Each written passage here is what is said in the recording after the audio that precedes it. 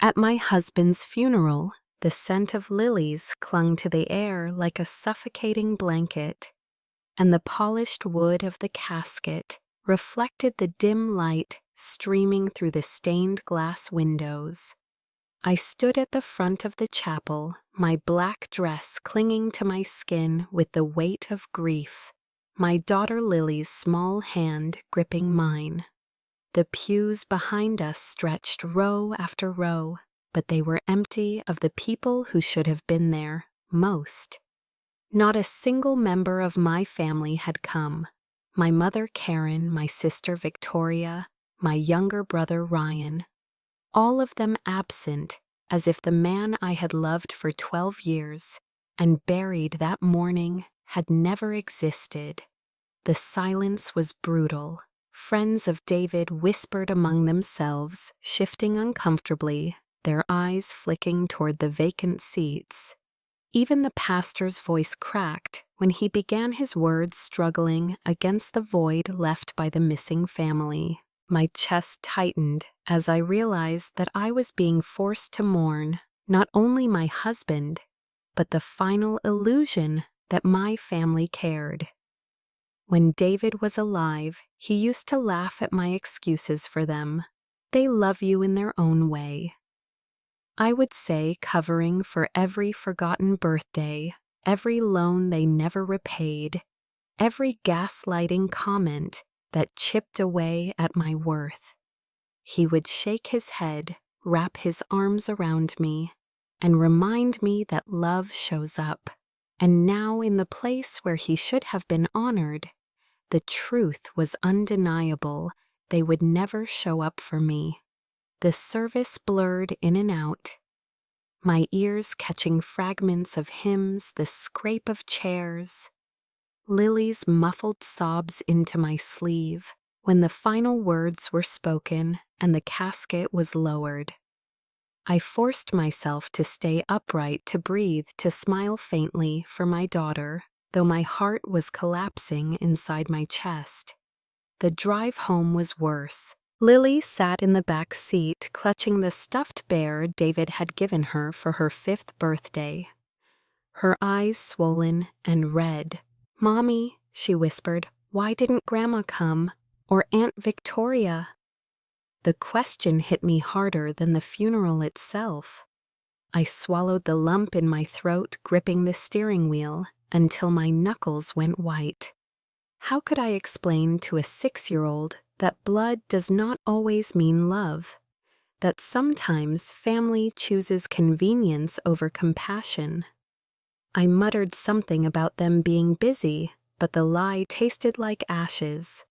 That night, when the house was quiet, I sat alone at the dining table, staring at the stack of receipts from the funeral. $15,000 gone savings. I had scraped together extra shifts I had taken.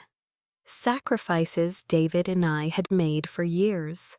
And for what? For silence, for absence, for the hollow echo of seats that should have been filled with support.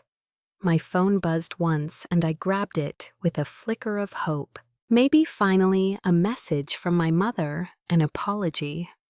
Some explanation for the unforgivable abandonment. Instead, it was a group photo posted online. Victoria in a glittering gown, smiling broadly beneath a banner that read Sweet 16. My niece's birthday party, held the same day, the same hour as David's funeral. My stomach turned cold. The betrayal was complete. They hadn't just failed to come, they had chosen to celebrate while I buried my husband. I stared at the screen until my eyes blurred the laughter in the photo, mocking me through the glass. For the first time in my life, I felt something shift inside me, something sharp and unyielding rising from the ashes of grief. It wasn't just sadness anymore. It was fury. And that fury carried me through the week that followed, through the endless logistics of death and the hollow routine of pretending for Lily's sake. Each night as I tucked her into bed, I promised myself I would never let her feel the weight of being invisible to the people who should have loved her most. A week later, the envelope arrived. It was from my mother.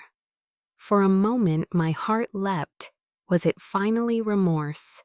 A gesture of compassion, a late recognition of my pain. With trembling fingers, I tore it open, expecting a note of comfort. What I found instead froze the air in my lungs, a typed invoice neatly itemized, requesting my share of the Sweet 16 expenses. $2,500. At the bottom, in Karen's looping script, were the words that shattered the last fragile thread of loyalty I had left. As the main sponsor, this is your responsibility. Don't make a scene. Before the funeral, before the betrayal became too loud to ignore, my life had been a careful balancing act between survival and sacrifice. I was 32, a mother, a widow in the making, long before David's accident, because I had always been carrying the heavier load. Our home wasn't large, just a modest 2-bedroom house, with peeling paint and a yard where Lily liked to chase fireflies in the summer. It was mine and David's dream to make it beautiful one day, but dreams take money, and money in my family never flowed toward me. Growing up, I had learned that my role was to fix, to provide, to be the safety net when everyone else failed. My mother, Karen, had perfected the art of guilt. "You're the strong one, Jessica," she would say, when I was 16, working nights at the diner while also tutoring kids for extra cash. "Your sister is delicate, you know that. Ryan is still finding his way. You'll always land on your feet." What she meant was, you'll always be the one to pay. And I did. I co-signed loans that ruined my credit. I handed over cash for overdue bills. I bought groceries for Ryan when he blew his paycheck at the casino. When Victoria got married, my mother asked me to cover the flowers, because your sister's stress is enough already. David used to call me the family's insurance policy. He would say it with a half smile, but his eyes never laughed. He hated how they leaned on me, how they dismissed me, how they took without ever giving. Yet he never pushed me to cut them off. He knew I wasn't ready. I wanted to believe that one day they would see me as more than a wallet. The irony was cruel. I built my own small family, and still I could not shake the chains of the one I was born into. David worked in construction, hard and steady, always tired but always present. He was the kind of man who brought home flowers from the grocery store just because. Lily adored him, and he adored her right back, brushing her hair into clumsy ponytails and making pancakes shaped like hearts. When he died in that accident, part of me thought maybe, just maybe, my family would finally rise to the moment. That they would comfort me, protect Lily, prove that blood could mean something after all. Instead, their absence at the funeral became the loudest answer I had ever received. Looking back, I see the signs of their selfishness everywhere. Last Christmas, while David and I scraped to buy Lily a second-hand bike, Victoria posted photos of a ski trip in Aspen that my mother had partially funded. Ryan showed up hungover and empty-handed, laughing when he admitted he forgot gifts for the kids. When I confronted Mom, she sighed and told me I was being dramatic, that Christmas was about family, not presents, and that I should be grateful for what I had. Always grateful, always quiet. That phrase, "don't make a scene," was her refrain, her weapon. Every time I raised my voice, Every time I tried to stand my ground, she pressed it into me, until I believed silence was safer, but grief is louder than silence. In the weeks before David's funeral, I was the one calling the funeral home, writing checks, choosing caskets, signing contracts. I called Karen 3 times to ask for help. She never picked up.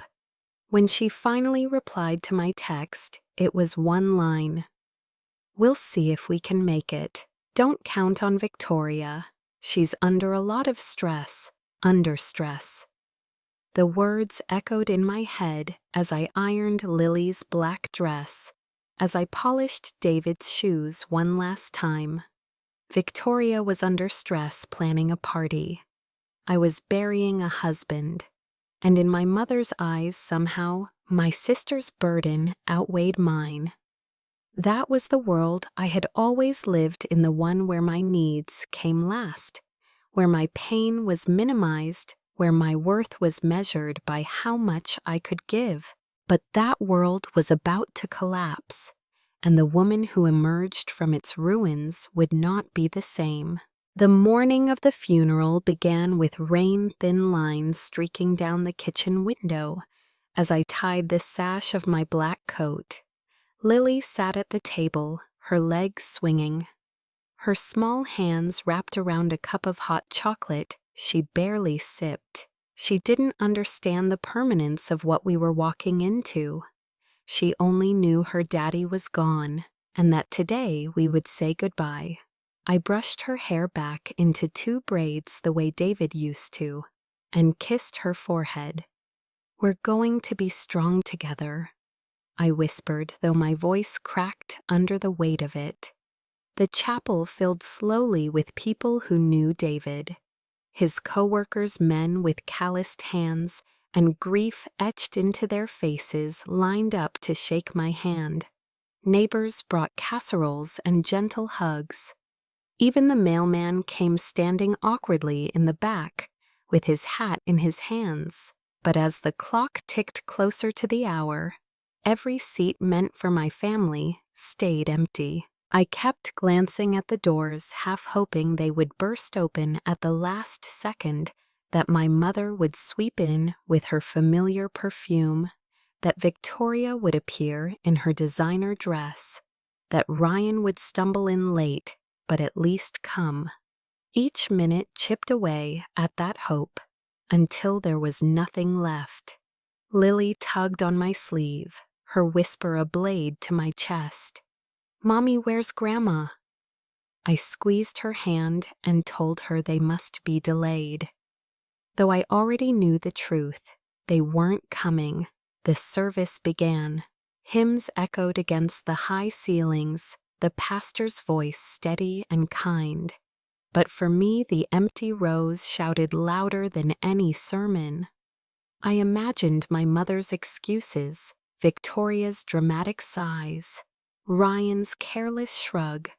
I felt the old gaslighting crawl back into my ears.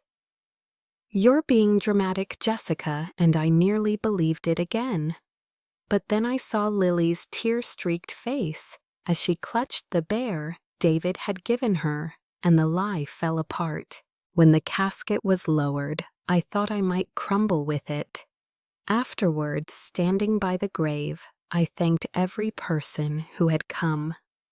Each stranger who held my hand, each friend who whispered condolences. Their presence was a balm, but the absence of my family burned hotter. It wasn't until later that night, when the house was silent and Lily finally asleep, that the knife twisted deeper. Scrolling through my phone, I stumbled on the photo. A glittering ballroom, a towering cake with 16 candles, and my sister Victoria in a gown that shimmered like liquid gold. She posed with her daughter, who grinned under a banner that screamed Sweet 16. My mother stood proudly beside them, glass of champagne in hand. The timestamp seared itself into my mind, the exact hour I had been lowering David into the earth they had been clinking glasses, laughter while I wept, celebration while my daughter asked why her family hadn't come. My hands shook so violently, I nearly dropped the phone. The betrayal was complete, not just absence, but a deliberate choice, a declaration of priorities that left no room for me or for David.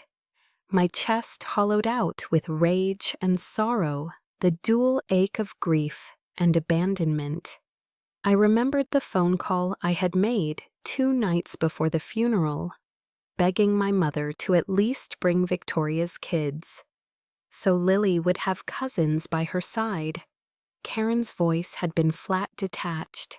"We'll see what we can do. Don't make a scene." Now the truth stared back at me in high resolution. She had never intended to come. She had chosen her golden daughter's party over her widowed one's pain. That night I walked through the house like a ghost, the quiet pressing against my ears. I paused at the dining table where the funeral receipts still lay scattered.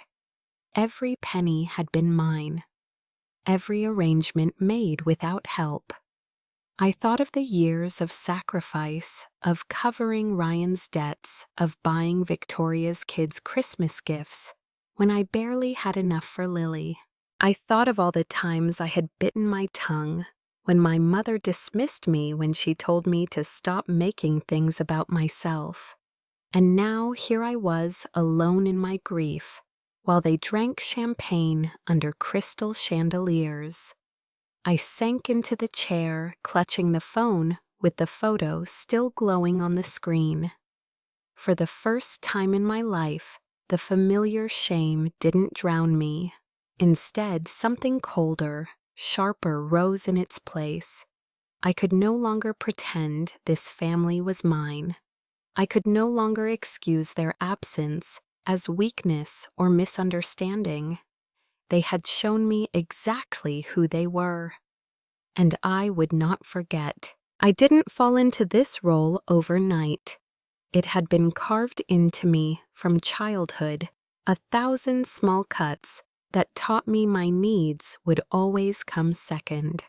My mother, Karen, had a way of speaking that turned sacrifice into obligation and obligation into identity. "You're the strong one, Jessica," she'd say, her voice dripping with pride that felt like a leash. I heard it when I was 13, staying up late to babysit Victoria's kids, so my sister could go on dates while my homework sat unfinished on the kitchen table.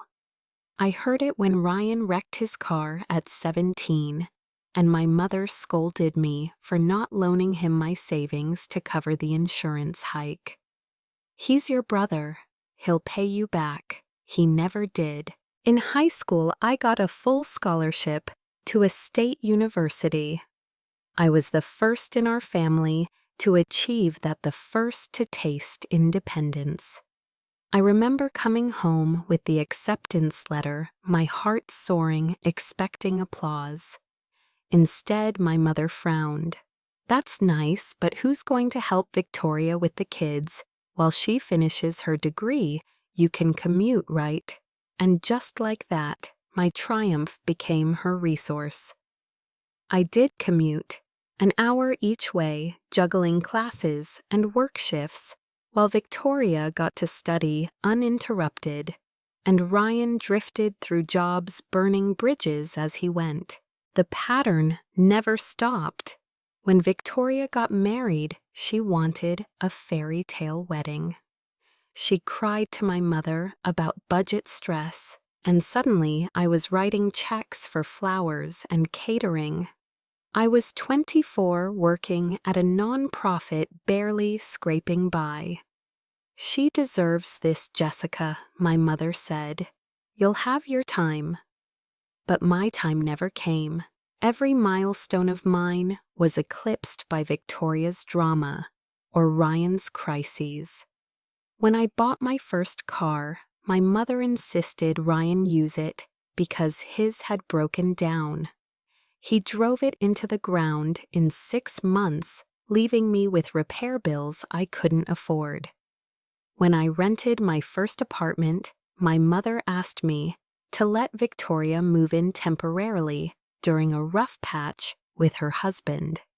Temporarily became 2 years, during which I paid most of the rent while she redecorated the place with furniture bought on credit cards in my name. David saw it all when we started dating.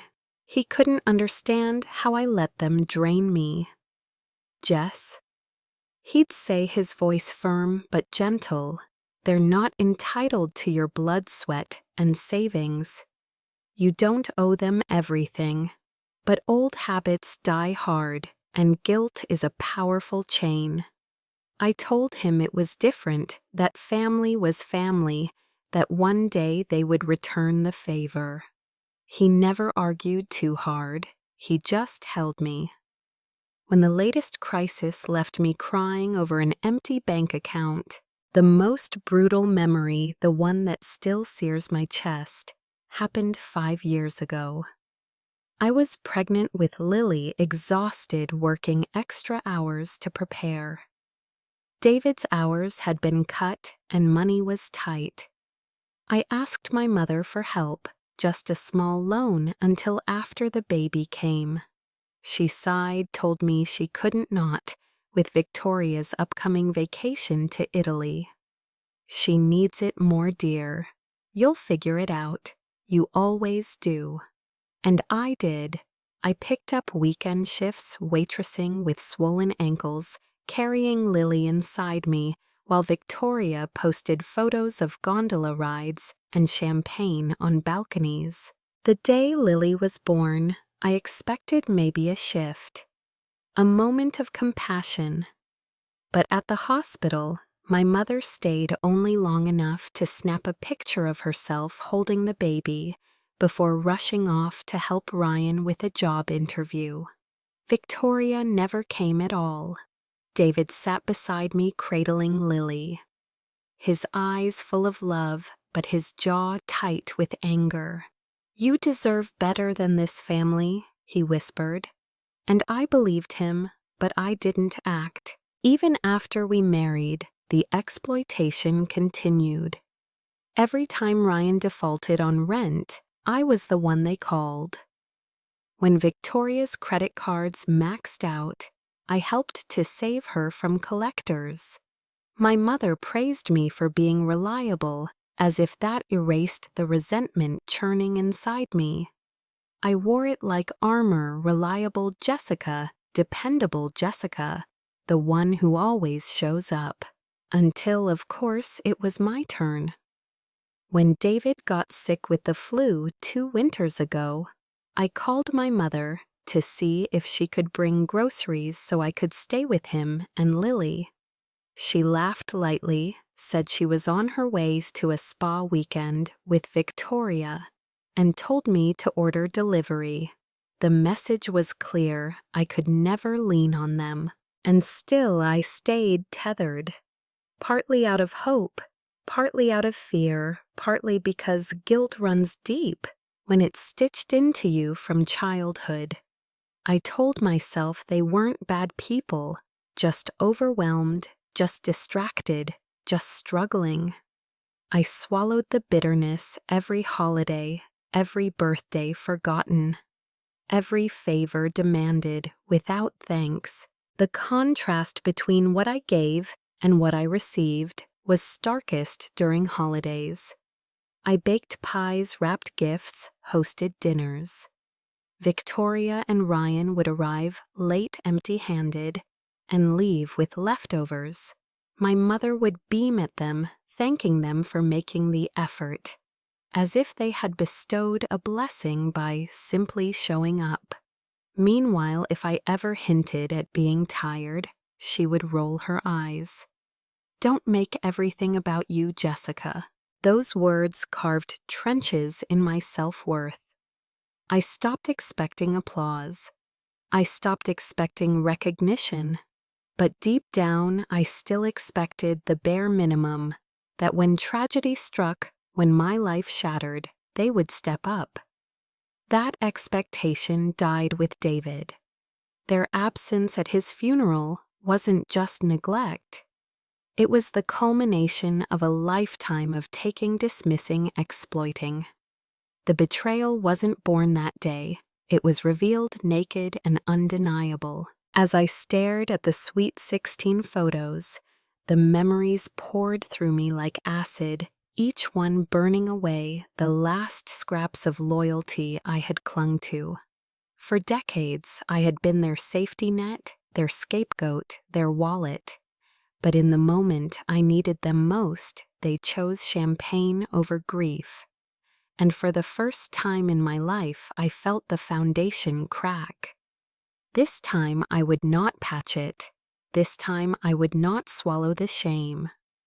Something inside me had shifted, and there would be no going back. A week after the funeral, when the grief was still raw, and the house still smelled faintly of lilies, an envelope slid through my mail slot. At first, I thought it might be a condolence card, maybe from a neighbor, or someone who hadn't made the service. I carried it to the kitchen, sat at the table where the funeral receipts still lay scattered, and tore it open with trembling hands. Inside was not a card, not words of comfort, but a crisp typed invoice. My eyes skimmed the page, refusing to believe. It was a bill for my share of Victoria's daughter's Sweet 16 party, $2,500. At the bottom, in neat cursive, was my mother's signature, and a note, "As the main sponsor, this is your responsibility. Don't make a scene." The blood drained from my face. Main sponsor, I hadn't even known about the party until I saw the photos. While I buried my husband, they had celebrated with chandeliers and champagne. And now they wanted me to foot the bill. My stomach twisted, bile rising in my throat.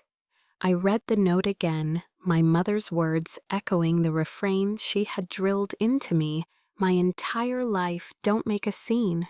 Be quiet, be useful, pay your part. The phone rang not an hour later. It was my mother. I hesitated, then picked up. Her voice was brisk, almost irritated, as though I had been the one to fail her. "Jessica, I assume you got the envelope. Victoria is very stressed. You know how hard she worked on that party. She couldn't have done it without you. You have the insurance money now from David's passing, so you're in a position to help. Don't be selfish." My hand clenched so tight around the phone, I thought it might crack. Selfish, I whispered the word foreign on my tongue. "I just buried my husband. Alone. You didn't come, not one of you, and now you're asking me for money for a party." There was a pause, then her sigh heavy with disappointment, the sound I had feared since childhood. "Jessica, you always make things bigger than they are. It was just a funeral. People die every day. But a Sweet 16. That's once in a lifetime. You should be honored to contribute. Don't make this about you. Just a funeral." The words rang in my ears, as hollowing me out. My mother had reduced the greatest loss of my life to an inconvenience. I wanted to scream, but Lily was in the next room coloring, and I couldn't let her hear her grandmother belittle her father's death. So I hung up my hands, shaking so badly I dropped the phone onto the table. That night, another message came, this time from Victoria. A text, chirpy and smug. "Thanks for covering part of the party, Jess. We listed you as a sponsor on the program booklet. Everyone thought it was so generous of you." She even included a photo of the glossy program, my name printed in bold letters beneath the words "Platinum Sponsor." My chest heaved. I had been erased from my husband's funeral, but paraded as a benefactor at a party I never attended, never agreed to, never supported. Ryan chimed in the next day, leaving me a voicemail. His voice was lazy, slightly slurred. "Come on, Jess, it's just money. You've always been the one who can handle it. Victoria's kids deserved their day. Don't start drama." Each word from them was gasoline on the fire, burning in my chest. They hadn't just abandoned me, they had exploited me in my grief. They saw David's death as opportunity, a chance to dip their hands deeper into my pockets. And worse, they tried to make me feel guilty for resisting. I sat at the table, the invoice spread before me, the texts glowing on my phone. My whole life flashed in fragments, the nights babysitting. While Victoria lived freely, the car Ryan destroyed, the wedding flowers I paid for, the Christmases I carried alone. And now this being forced into the role of sponsor, while mourning the man who had loved me when they never could. I felt the old instinct tug at me, the urge to give in, to pay, just to quiet the storm, to avoid their wrath. But then I looked at Lily, curled up on the couch, with her teddy bear, her innocence still intact. I thought of the question she had asked at the funeral. Why didn't Grandma come? And realized that if I kept bending, if I kept funding, I would teach her the same lesson I had been taught.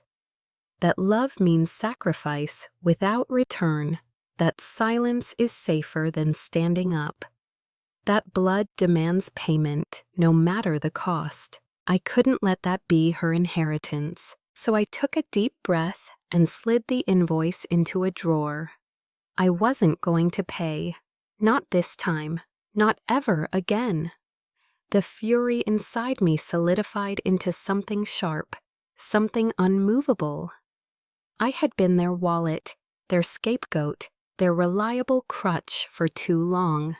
Now I would be something else entirely. And for the first time in years, I felt a strange sense of power stir beneath the grief. The night after the invoice arrived, I sat alone at the dining table, the house unnervingly quiet. Lily was asleep in her room, her nightlight casting a soft glow under the door, the faint hum of her sound machine masking the storm that raged inside me. My laptop was open, the invoice pulled up on one side of the screen, my bank account on the other. For years, this would have been the moment I sighed, swallowed my pride, and transferred the money just to keep the peace. But something inside me had broken cleanly, like a bone that could never be set the same way again. I clicked open the Venmo app, my hands steady for the first time in days. I typed in my mother's account, entered the amount, $1. Just one. In the memo line I wrote, "Here's my contribution, $1 for the truth you sold." I hit send, the whoosh of the transaction sounding like the closing of a door that had been open too long. It was a small action, but it felt monumental, like planting a flag on new territory. For once, I wasn't funding their chaos. I wasn't covering their bills. I wasn't bending under the weight of guilt. I was declaring myself done. Then I took the next step. I pulled out my phone and blocked every one of them, my mother, Victoria Ryan. With a few taps, the voices that had haunted me for decades went silent. I stood up, walked to the front door, and changed the locks. The old keys that my mother carried, the ones Victoria had used to drop by unannounced, would no longer open this house. For the first time, these four walls were mine and Lily's alone. The rush of liberation was dizzying. I paced the living room, my heart pounding, the silence suddenly comforting instead of suffocating. I thought of all the years I had begged for their presence, their approval, their scraps of affection. And now, with a single dollar, a blocked contact list, and a new lock, I had taken back more than I had ever realized I'd lost. But the adrenaline soon gave way to fear. I knew my mother wouldn't accept this quietly. She thrived on control, on making me feel guilty, on reeling me back in with sighs and accusations. By morning, the retaliation began. My phone buzzed with notifications from numbers I didn't recognize. Friends of Victoria, acquaintances from church, parroting her version of events. How could you abandon your family? Your sister says you're making things up. Your mother is heartbroken. I deleted each message, my resolve hardening with every one. Then came the voicemail from my mother. Her tone was icy, sharp enough to cut. Jessica, I don't know what game you think you're playing, but you cannot block out your family. You have a child to think of. Do you want her growing up without grandparents, without cousins? Stop this nonsense immediately and pay your part.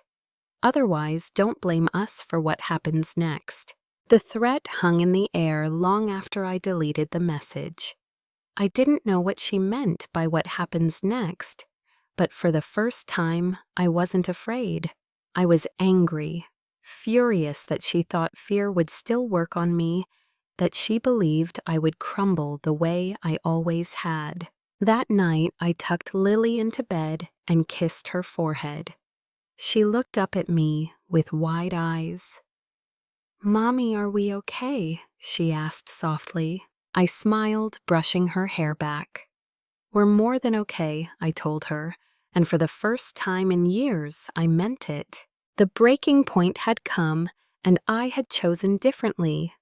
No more silence, no more sacrifice, no more scenes I wasn't allowed to make. This was the beginning of something new, though I didn't yet know how fierce the storm of retaliation would be. The retaliation came faster than I expected.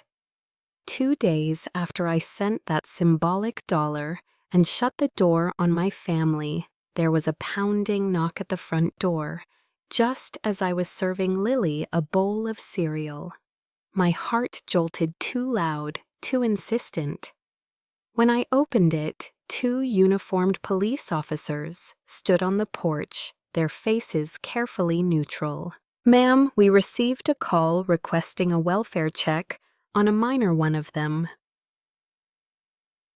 said, glancing past me into the house. For a split second, the world tilted. Welfare check. My mother's words from the voicemail flooded back. "Don't blame us for what happens next." I stepped aside, letting them in. My chest tight. Lily peeked out from behind the counter, her spoon still in hand. "Sweetheart, we just need to ask you a few questions," one officer said gently, kneeling down to her eye level. Lily blinked at him, confused but calm. "My mommy makes me pancakes," she said proudly, as if that explained everything. They checked the kitchen full fridge. They glanced at the living room, tidy toys neatly stacked. They asked me for documentation. My hands didn't even shake as I pulled out the funeral receipts, the life insurance paperwork, the printout of the invoice my mother had sent. My family called this in. I told them, my voice steadier than I felt. They didn't come to my husband's funeral. Instead, they threw a party. When I refused to pay for it, they decided to punish me by questioning my ability to raise my daughter. The officers exchanged a look. One of them sighed. "Unfortunately, people use welfare checks to settle personal grudges more than you'd think. You're clearly fine here. Do you want to make a report?" I hesitated, then nodded. "Yes, I want it on record, and I want to show you this." I handed them my phone, scrolling through the saved screenshots, my mother's invoice, Victoria's text bragging about listing me as a sponsor, Ryan's voicemail telling me not to start drama.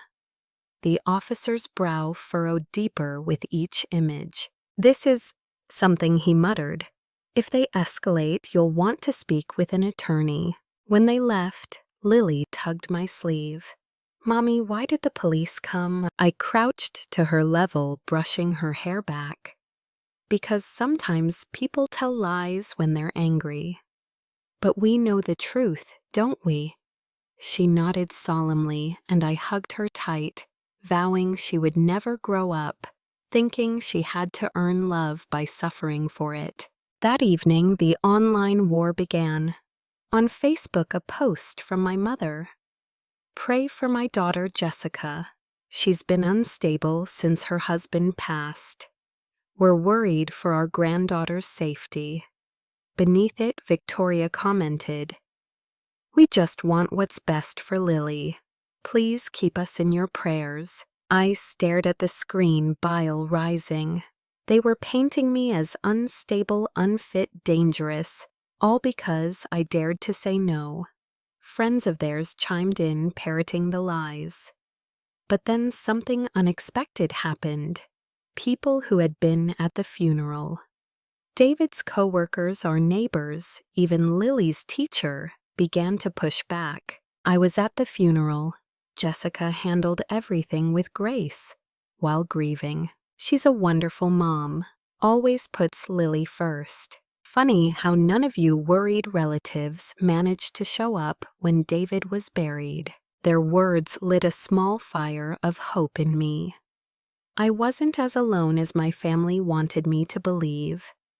For the first time, the narrative wasn't theirs to control. Still, the damage was real. At work, I overheard whispers. At the grocery store, I caught someone giving me a pitying look. My mother's smear campaign had power, but it also exposed her cruelty. And in that exposure, I saw an opening. That night, I called Denise Parker, an old friend from college, who had become a family attorney. She listened quietly as I poured out everything, the lifetime of financial exploitation. The invoice, the welfare check, the Facebook posts. When I finished, her voice was calm but sharp.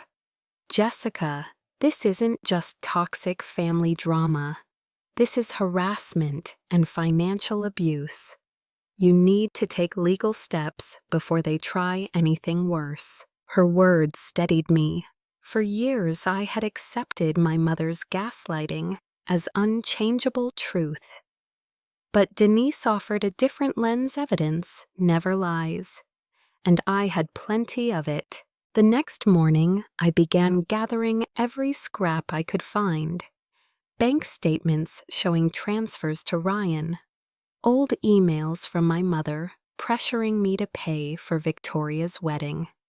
Texts where they dismissed my pain. The funeral receipts, the Sweet 16 invoice. My $1 Venmo transfer with the biting note. A lifetime of proof finally arranged, not as shame, but as ammunition. My family had escalated by sending the police to my door, but I was ready to escalate further. This time, it would not be whispered arguments or private battles.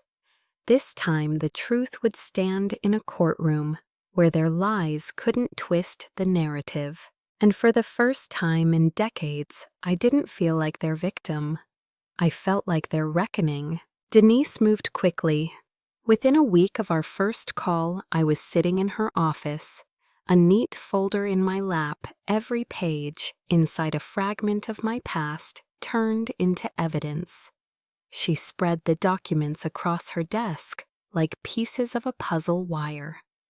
Transfers to Ryan, copies of checks I'd written to cover Victoria's debts. Emails from my mother, guilt-tripping me into paying for weddings and vacations. The invoice for the Sweet 16 party, even screenshots of the Facebook posts suggesting I was unstable. Denise tapped her pen against the paper.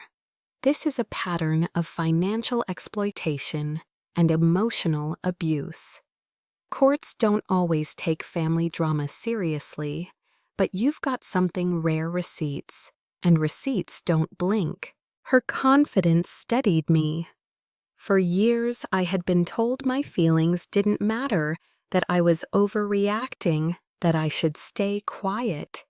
But here in this quiet office, with its smell of fresh coffee and ink, the truth was finally being laid out without shame. My story was no longer just pain, it was evidence. We filed for a restraining order against my mother Victoria and Ryan, citing harassment and attempted financial abuse.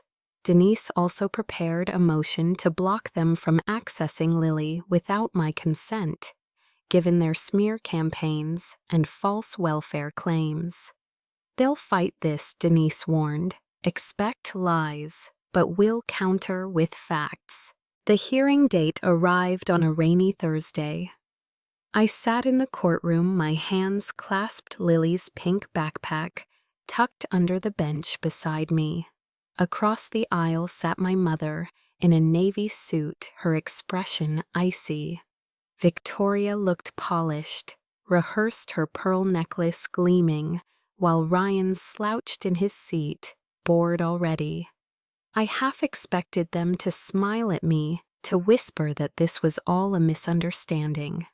Instead, my mother's lips curled in disdain, as if I had betrayed her. When the judge asked for testimony, my mother spoke first. Her voice trembled with performative sorrow.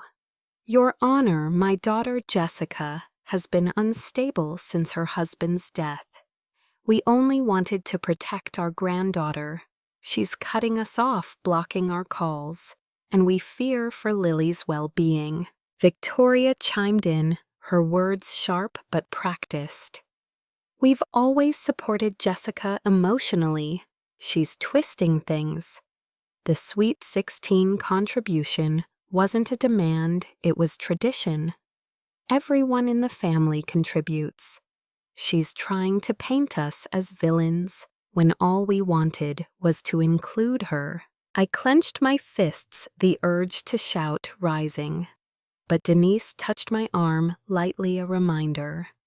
Evidence never blinks. When it was our turn, Denise stood tall, her voice clear and controlled. She laid out the timeline: my husband's funeral unattended. The Sweet 16 invoice dated the same week, the welfare check call traced back to my mother's phone. She projected the screenshots onto the screen. My mother's note calling the funeral just a funeral. Victoria's text thanking me for being a sponsor. Ryan's voicemail dismissing my grief. Gasps rippled through the courtroom. Then Denise handed over the financial documents. Years of transfers, checks, and statements that showed a pattern of exploitation. "Your Honor," she concluded, "this is not family tradition. This is systemic abuse.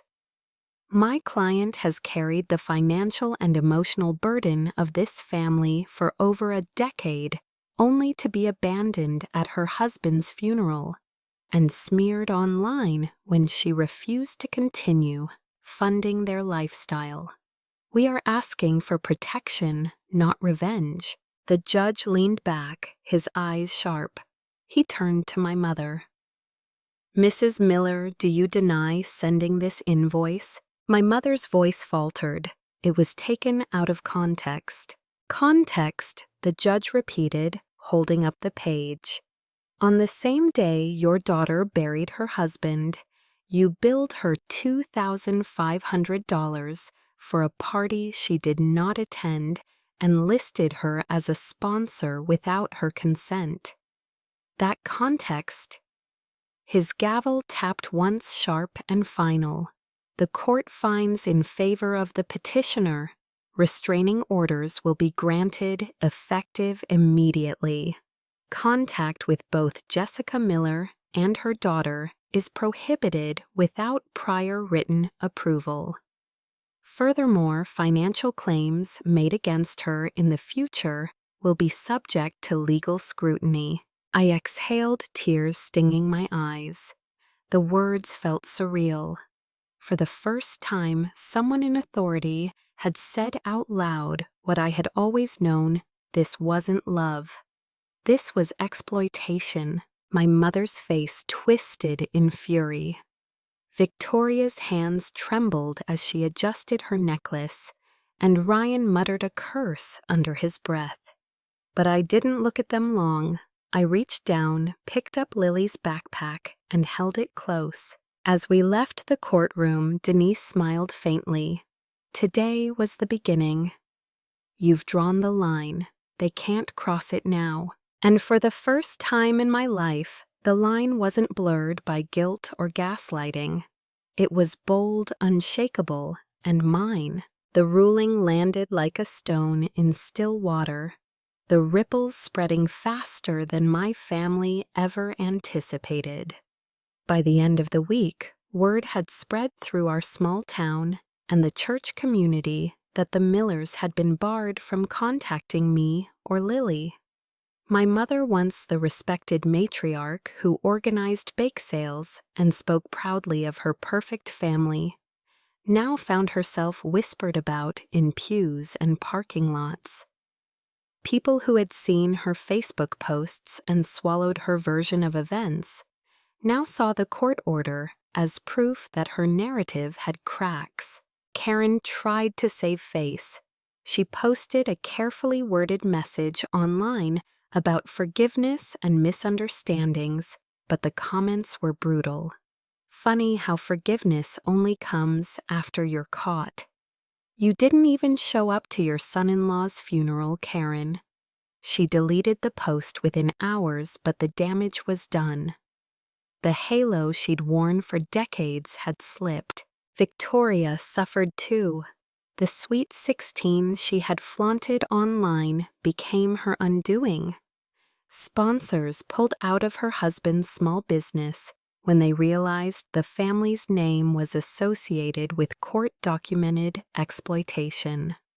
The photos that once earned her admiration now looked grotesque against the backdrop of my husband's burial. She messaged me once from a burner number I immediately blocked. "You've ruined everything," but the truth was, they had ruined themselves the moment they chose champagne over compassion. Ryan's downfall was more predictable. With no one left to cover his debts, creditors came knocking. The car he drove was repossessed. His landlord filed for eviction. He sent me a desperate voicemail, his voice shaking Jess. "Please, just a loan, just this once. You know I'll pay you back." I didn't even listen to the rest. I pressed delete and felt lighter for it. Meanwhile, I was reclaiming pieces of myself I didn't know I had lost. Denise helped me revoke the old power of attorney papers my mother had insisted I sign years ago for emergencies. I took Victoria's name off the mortgage that I had stupidly allowed her to co-sign when I bought the house. Every legal tie, every financial shackle, I cut away one by one. With each document signed, with each chain broken, I felt my lungs expand. My shoulders straighten. The irony was not lost on me. For years, my family had painted me as the unstable one, the difficult one, the dramatic one. And now, stripped of their control, it was their lives unraveling. They had built their comfort on my compliance, their stability on my sacrifices. Without me, the facade collapsed. But the greatest consequence wasn't financial or social. It was silence. For decades, my phone had buzzed with their demands, their emergencies, their constant need. Now it was quiet. No more middle-of-the-night calls begging for money. No more guilt-laced voicemails. No more orders disguised as requests. Just silence. At first it felt foreign, almost frightening. But then it became the sweetest sound I'd ever known. Neighbors who had watched from afar began to stop by, offering casseroles, lending tools, even helping me repaint the peeling trim on the house. One woman from church hugged me and whispered, "You did the right thing. Sometimes blood isn't family." Her words sank into me like medicine, and through it all Lily flourished. Without the shadow of constant chaos, she laughed more, slept better, drew pictures of our little family, just the two of us smiling under a bright sun. I realized then that the real consequence of my family's betrayal wasn't my pain but their loss. They had lost the chance to know David's kindness, to share Lily's milestones, to be part of something genuine. They had chosen control over connection, greed over grace. And in the end, they were the ones left with nothing. For me, the fallout was freedom. For them, it was exposure.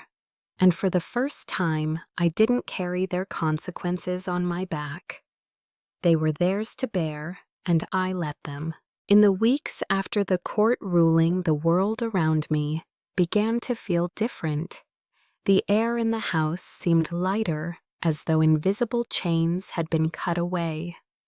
I could breathe again without the constant weight of expectation pressing against my chest.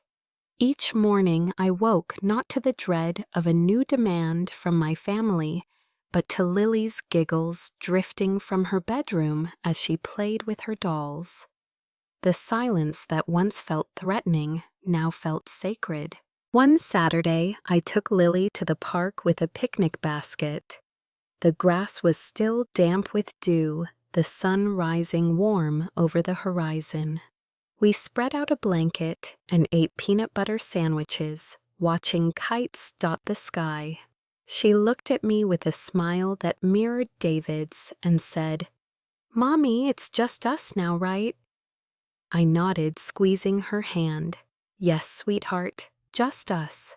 And that's more than enough." For the first time, I didn't feel the urge to correct myself to say, family was bigger than just the two of us, because I had learned the hardest truth.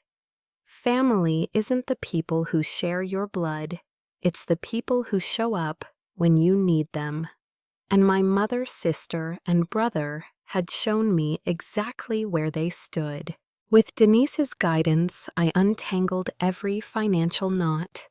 I closed joint accounts, revoked old authorizations, and secured David's life insurance for Lily's future. For once, my money was mine to direct, not siphoned away into Ryan's gambling losses or Victoria's luxury vacations. I opened a savings account in Lily's name and began setting aside money each month for her education. The small numbers on the screen brought me more peace than any check I'd ever written for my family. I also found strength in community. Neighbors who had watched the drama unfold reached out, inviting me into spaces I hadn't realized were waiting for me. A support group for single parents welcomed me with open arms. At our first meeting, I listened as other women spoke of their own families, who had failed them, their own battles with gaslighting and exploitation. When it was my turn to share, the words poured out like a flood, and instead of shame, I felt solidarity. One woman squeezed my hand and whispered, "You're not alone."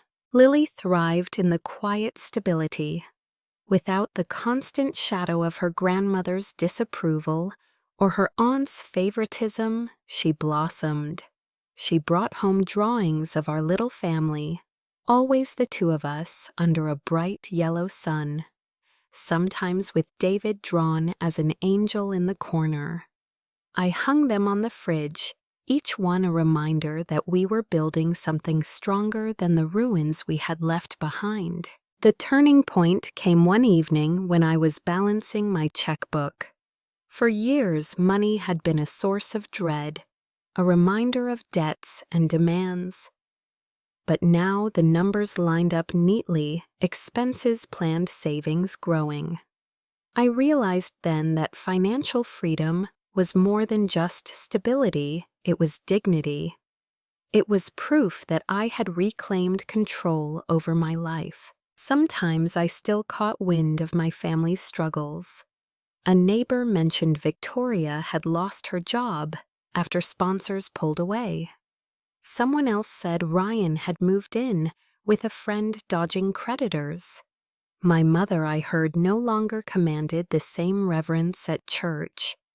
But instead of guilt, I felt only distance. Their downfall wasn't mine to fix.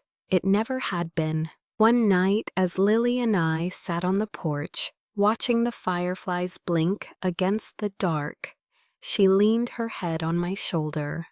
"Daddy would be proud of you, Mommy," she said softly.